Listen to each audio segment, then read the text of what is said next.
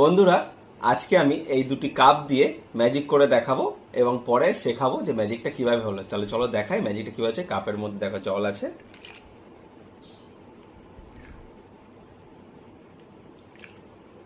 দেখো কাপের মধ্যে জল আছে।